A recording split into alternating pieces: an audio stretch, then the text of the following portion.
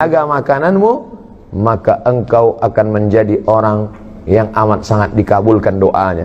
Seseorang, kata Nabi SAW, yang rambutnya kusut berdebu. Kenapa rambutnya kusut berdebu? Karena dia tidak mandi.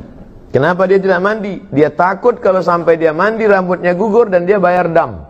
Karena saat itu dia sedang pakai kain ihram. Kain ihram di tanah haram dalam keadaan umrah, mengangkat tangan di tepi Ka'bah. Tapi kata Nabi, doanya tidak dikabulkan Allah. Mengapa doa tidak dikabulkan Allah? Ada 4 sebab. Yang pertama, mat'amuhu haram, makanannya haram. Mashrabuhu haram, minumannya haram. Malbasuhu haram, pakaiannya haram. Wa ghudhiya bil haram, diberi, disuap makanan haram. Anna yustajabulah, apakah mungkin doanya dikabulkan Allah? Lidah yang dia pakai meminta kepada Allah adalah lidah yang dia pakai untuk makan haram. Diharamkan Allah mengabulkan doa dari lidah yang memakan haram. Kecuali lidah dia 2, satu untuk makan, satu untuk berdoa. Oleh sebab itu maka berawal semuanya dari makanan. Makanya sahabat Nabi bernama Abdullah ibnu Umar radhiyallahu anhuma suatu ketika mengorek setengah kurma, bukan satu butir kurma, setengah kurma dia korek dari dalam tenggorokannya. Sahabat yang lain heran, muntah tidak apa-apa, tapi mengorek sampai muntah bisa jadi haram, makruh kalau sebabnya.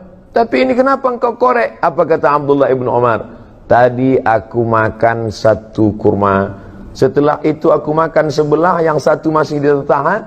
Datang orang lalu mengatakan, kamu tadi makan apa? Saya makan kurma. Kurma itu dari siapa? Dari si fulan yang memberikan makan kurma. Kamu tahu tidak kalau dia itu hasil usahanya syubhat?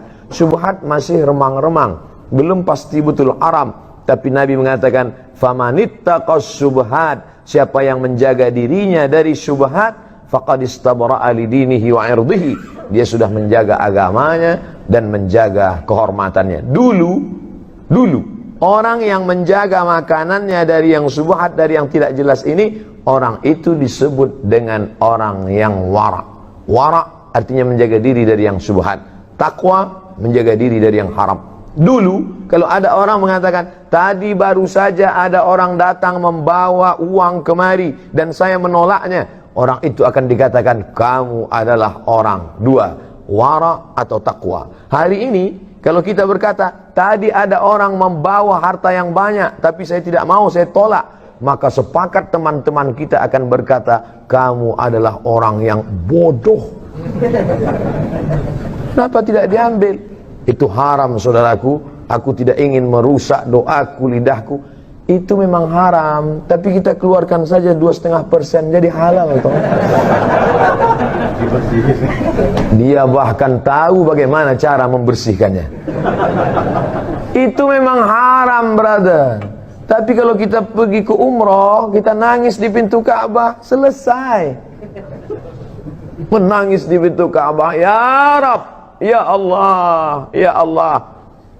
Bagaimana mungkin memberikan sesuatu yang haram? Berapa banyak orang yang sampai ke tanah suci berharap kepada ampunan Allah, labbaik Allahumma labbaik, labbaik la syarika lak labbaik. Apa jawab malaikat? La labbaik wala sa'daik.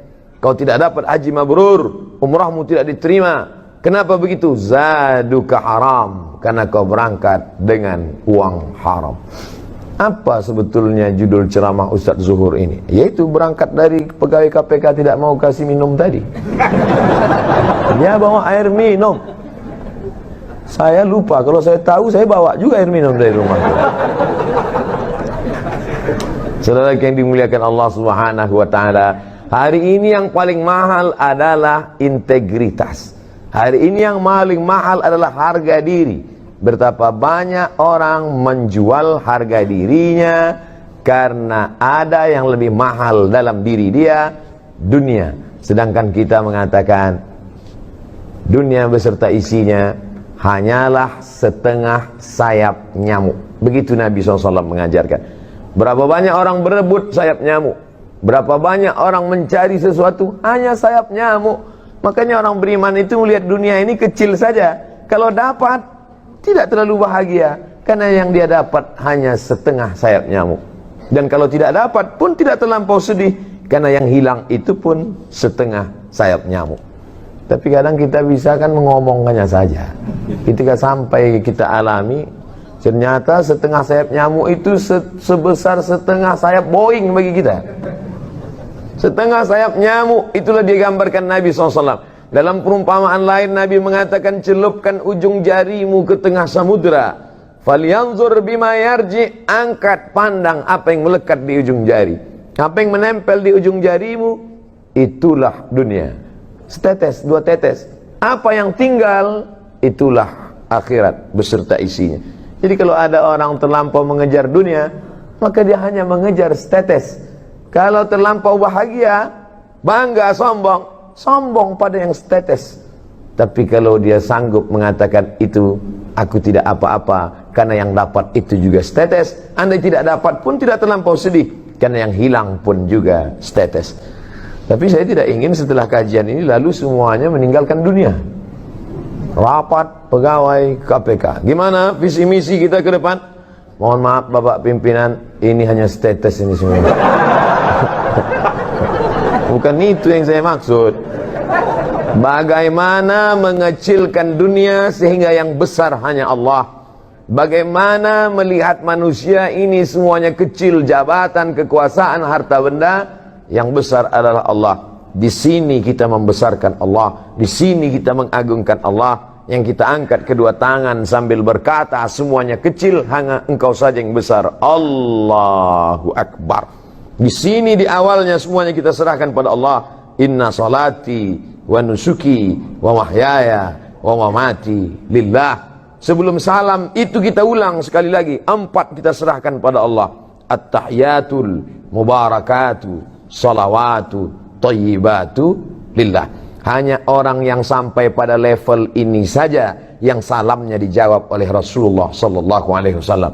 At-tahiyatul mubarakatu salawatu thayyibatu lillah. Setelah sanggup meninggalkan yang 4 ini, barulah kita diterima Rasulullah. Assalamu alayka ayyuhan nabiyyu wa rahmatullahi wa barakatuh. Jangan ucapkan salam pada Nabi sebelum kau sanggup mengesampingkan 4. At-tahiyatul, puja-puji, keagungan. Ustaz enak aja ngomong gitu. Ustaz kan gak punya kemuliaan, gak punya status sosial tinggi, gak punya jabatan. Oke, kalau gitu ke diri pribadi, follower, viewer. At-tahiyatul mubarakatul, segala keberkahan. Salawatul, segala doa-doa. Thayyibatul, semua kebaikan, kemuliaan. Bukan punya kita, lillah, punya Allah subhanahu wa ta'ala. Tapi bicara begitu kan menggerakkan lidah. Apa susahnya? Actionnya bagaimana? Maka ada orang-orang yang menurut sebagian kita luar biasa. Menurut sebagian kita apa yang dia lakukan ini luar biasa. Tapi bagi dia di hadapan Allah itu hanya biasa-biasa saja. Kadang kita tidak bisa merasakan. Apa ceramah yang di belakang? Kenapa beda sama itu? Saudara yang dimuliakan Allah subhanahu wa ta'ala, suara saya jelas sampai ke belakang? Jelas. Ada layar. Masya Allah. Ibu di belakang walaupun tidak melihat saya secara langsung, anggap aja kalian sedang menyaksikan youtube.com. Artinya apa? Hidup ini makan, pakai, tak lebih daripada itu. Punya rumah yang besar, pakai. Punya makanan yang enak, makan. Makan, pakai, tak lebih, tak kurang dari itu. Ma'akalta, yang kau makan akan busuk. Wa malabista, yang kau pakai akan lapu. Kalau dulu orang mengatakan hidup ini cuma makan, pakai, malah sekarang makan pun tidak. Berapa banyak saya acara di depan pejabat-pejabat, orang-orang hebat, tidak makan sama sekali. Saya malah heran, ini makanan enak-enak sekali, mereka tidak makan. Enggak dimakan Pak, kolesterol. Enggak dimakan Pak, diabetes. Enggak dimakan Pak, jantung koroner.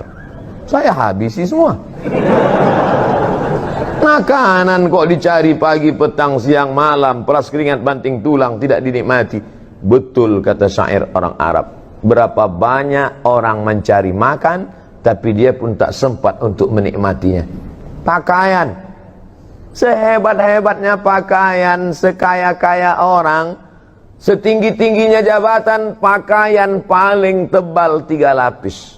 Satu pakaian di dalam, singlet, underwear. Yang di luar ini.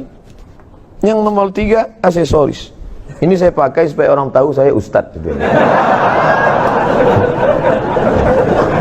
Kalau tidak, saya memang tidak pakai sorban. Saya kemana-mana biasa aja jalan. Cuman beberapa kali, kemarin waktu saya sedang duduk di pesawat, lewat itu yang bagi nasi.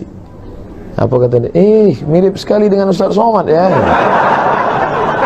Mati saya. Nah, terima kasih saya pakai sorban ini. Pakaian adalah status. Dengan pakaianlah kita bisa membedakan mana ulama, mana orang biasa. Makanya mufti-mufti kerajaan di zaman dulu jubahnya dibuat 2 lapis. Satu jubah putih di dalam, yang kedua jubah hitam di luar, sorbannya dipakai. Al-Azhar menunjukkan status, di luar ada sorban putih, di dalam ada topi merah, lengkap dengan jambulnya. Kalau sudah dipakai itu menunjukkan dia hafal Al-Quran. Pakaian adalah status sosial, tapi manakala ketika kita menghadap Allah Subhanahu wa ta'ala, semua pakaian yang menunjukkan status lepas. Belum pernah, lama hidup banyak dirasa, jauh berjalan banyak dilihat. Belum pernah saya melihat orang mati Islam bersyahadat pakai pakaian yang dia pakai dulu. Sehebat apapun itu, semuanya akan tinggal. Belum menghadap Allah saja di dunia sudah lepas, apalagi ketika menghadap Allah Subhanahu wa ta'ala. Mana pakaian yang akan kau bawa? Yatsma'ul mayyita thalathun, yang mengiringi mayat ada 3. Yang pertama, maluhu, hartanya. Mobil yang paling mahal ikut mengiring sampai ke pelataran parkir. Belum pernah saya hadir pemakaman ikut mobil-mobilnya masuk dalam. Ahluhu, keluarga, anak, cucu, menantu, kawan, sahabat, andai tolan, satu kantor, alumni, alma mater, menangis mereka satu angkatan, hanya sampai pintu kubur. Istri yang tersayang, paling disayang, yang katanya buah hati belayan jiwa, itu pun hanya menangis di pintu kubur. Ramai-ramai orang menahannya. Ibu, sabar bu. Tidak, saya mau tetap masuk ke dalam. Tetap mereka tahan, jangan bu. Padahal andai dilepas pun, enggak juga dia mau masuk ke dalam. Cobalah. Saya beberapa kali itu saya perhatikan, begitu semangatnya mereka menahan. Jangan. Saya diamin aja, biarin aja, nggak akan masuk dia ke dalam. Kita tahu kok itu action aja. Mohon maaf ibu-ibu, saya bisa ngomong gitu karena ibu jauh di belakang. Artinya apa? Apa yang kita amalkan, kita bawa hari ini, itulah yang akan kita tunjukkan nanti di hadapan Allah Subhanahu wa ta'ala. Di tempat lain saya dikasih air minum, saya minum. Tapi di sini saya ingin balas bahwa saya punya integritas. Saya nanti akan datang lagi ke kantor bapak yang dulu bicara kepada saya, Ustaz Somad, pegawai KPK itu integritasnya luar biasa. Kami kasih dia air minum, dia katakan, saya bawa air dari kantor kami. Nanti saya akan katakan ke dia, Bapak, saya pun ceramah juga di masjid kantor mereka. Dan ketika mereka kasih air minum, saya katakan, saya bawa dari rumah. Saudara yang dimuliakan Allah Subhanahu wa ta'ala. Artinya apa? Setiap tetes ini akan kita diminta pertanggungjawaban di hadapan Allah Subhanahu wa ta'ala. Ini diberi dari mana? Ini uang negara. Tidak ada nama saya dalam anggaran ini. Setiap tetesnya. Jangan sampai hancur amal saya. Pahala ceramah-ceramah saya semuanya habis hanya karena 600 ml ini. Integritas harus kita jaga. Takbir.